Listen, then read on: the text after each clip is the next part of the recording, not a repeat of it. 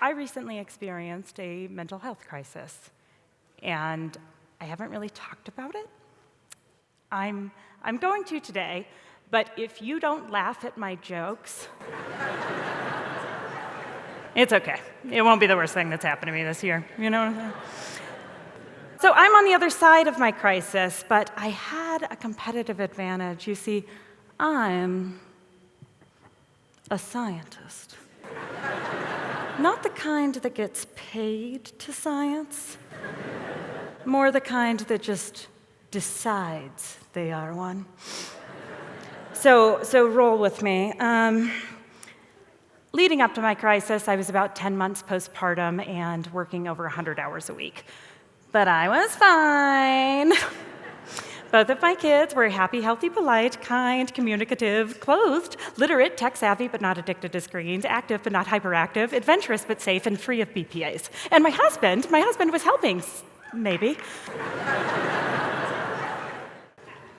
My friend Sarah Lee paid me an unexpected visit one morning, something about receiving 42 work emails from me at 3:30 a.m.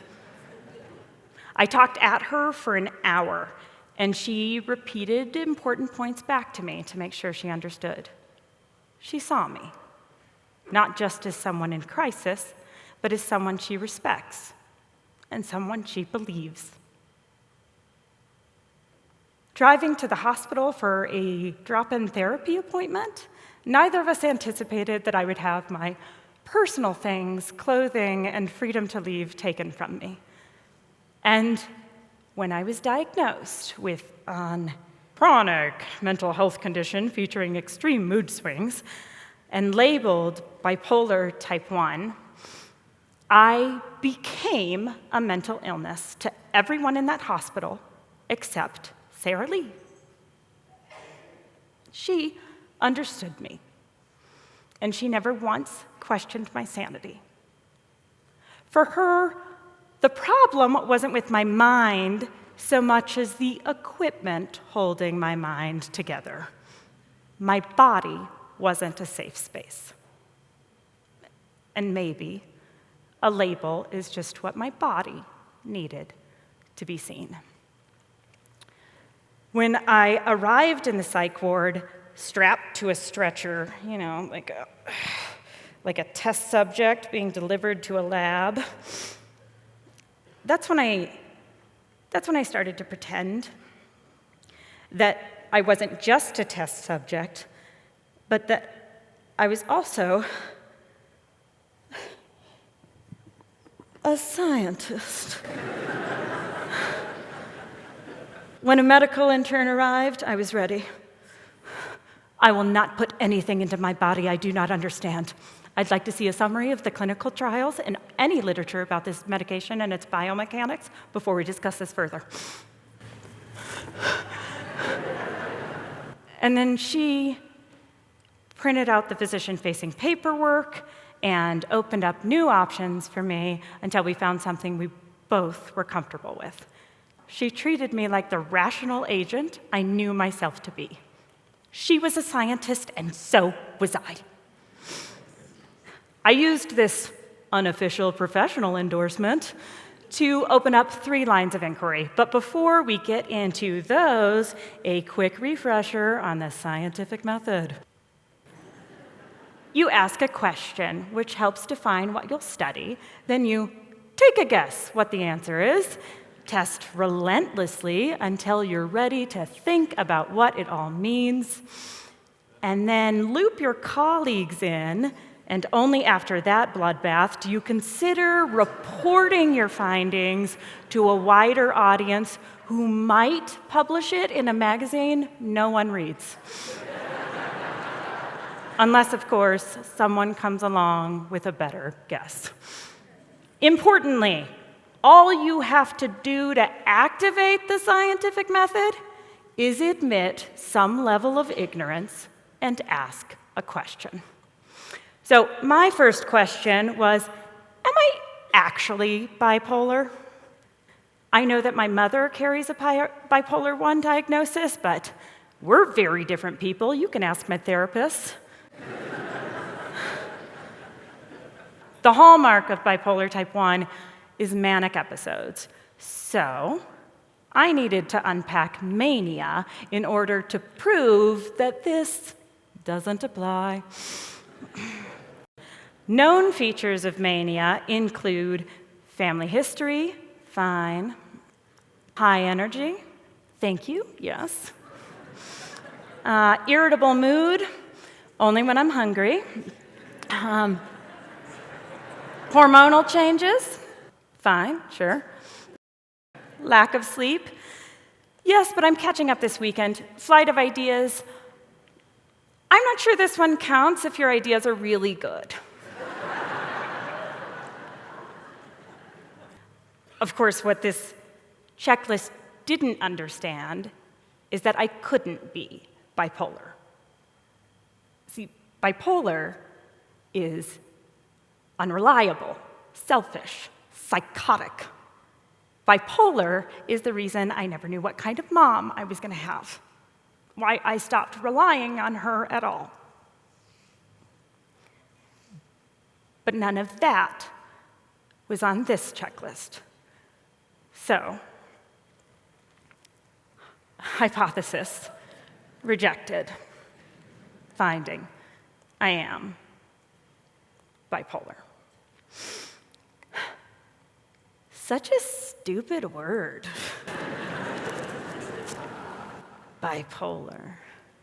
Yet I knew as soon as someone found out about this word, it would forever change their impression of me for the worse. As if my whole person was contingent on 7 letters. I didn't even know how to see myself without that word tainting everything about me.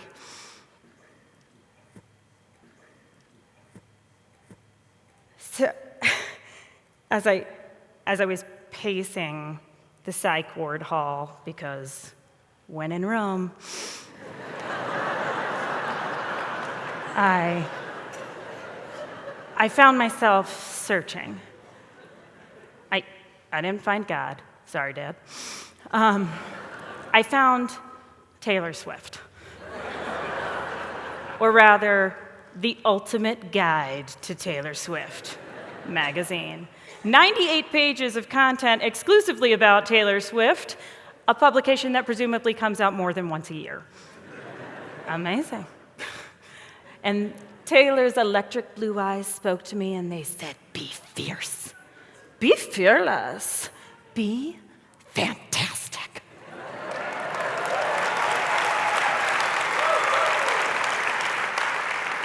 And I listened. I knew I could be fierce, but I didn't know if I could be fearless. So I asked a scary question. Am I a psychopath? Hypothesis. Well, I arrived at a psych ward strapped to a stretcher, so yeah, that tracks. Before I began collecting data, I signed over all of my medical rights to my friend Saba, who's spent years practicing medicine in the Bronx. And she lent her credibility to advocate for me while I investigated. Clinical understandings about psychopathy include an antisocial personality type, the absence of empathy, and impulsivity. So I started observing my own behavior. A manic middle-aged man challenged me to a rap battle, and I accepted. I staged a confidence-boosting runway show for a self-doubting 20-something. And I flipped off every single security camera in that unit. Nailed it.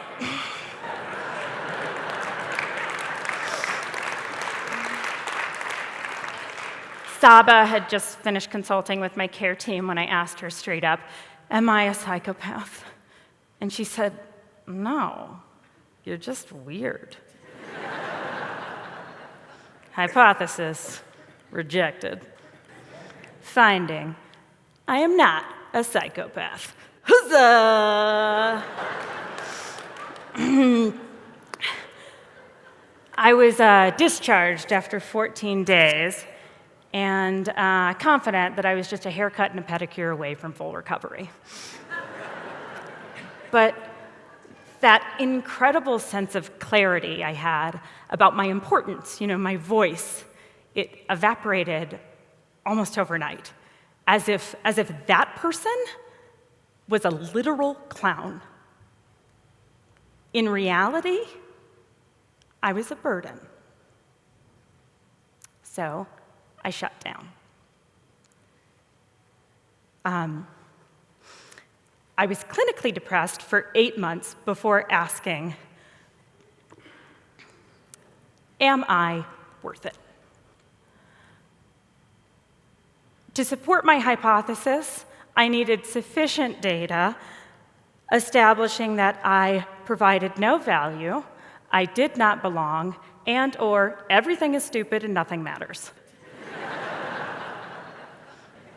So I started taking note anytime something felt like a data point. My son Alan and I had learned how to solve a Rubik's Cube, so there's that. My husband and I were analyzing song lyrics together.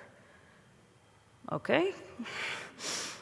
One night when I was putting my 7-year-old to bed, he asked me, Mom, will you die if you step into a black hole?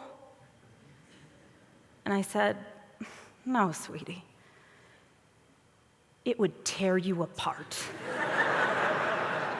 to a subatomic level, and then collect all of your insignificant little particulars and compress them until time and space cease to exist. Singularity. Good night.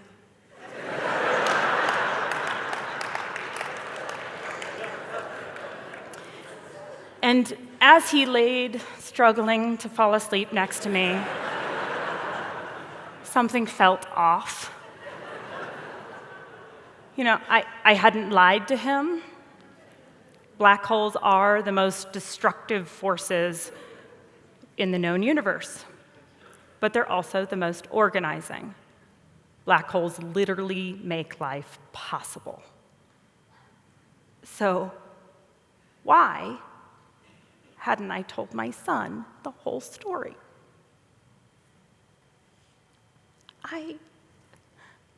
I have a tendency to assume that the most negative voice in my head is the only one actually being honest with me. As a scientist, I don't hear that voice as truth, but it still affects me. I needed a formal peer review process. On the topic of my self-worth, my best friend Tia had been quietly collecting data for over 20 years. And she made her conclusions clear to me. By dropping everything to catch a flight when she learned I was hurting. By taking care of my children as if they were her own. And by bringing me all the best snacks and full-butt underwear I could ask for. To Tia, I have always been worth it. So,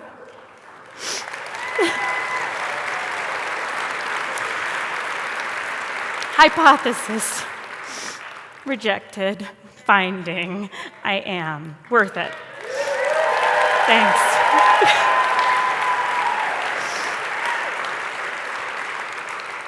So, can you use the scientific method to pull yourself out of crisis without any help? Hell yeah. It's just a lot easier when you allow people you trust in. In crisis, I never formally posed the question, do connections matter? I knew intuitively that they did, and the experiments ran themselves. When Sarah Lee answered my inadvertent cry for help, she didn't come to calm me down or save me. She came to understand my reality. When Saba worked with my care team, she didn't try to control me or limit me. She came to advocate for me so that I could have the space to learn. When Tia peer-reviewed my work, she didn't force me to jump to a conclusion that was not my own. She came to love me so that I could start to see my findings for what they are. Hypothesis. Accepted. Finding connections do matter. So, if you're on the outside of someone's crisis looking in, know that you don't have to play all of these parts. No, you just have to be fierce, fearless, and fantastic enough to ask questions you don't know how to answer. Thank you. That's good. Thank you, guys.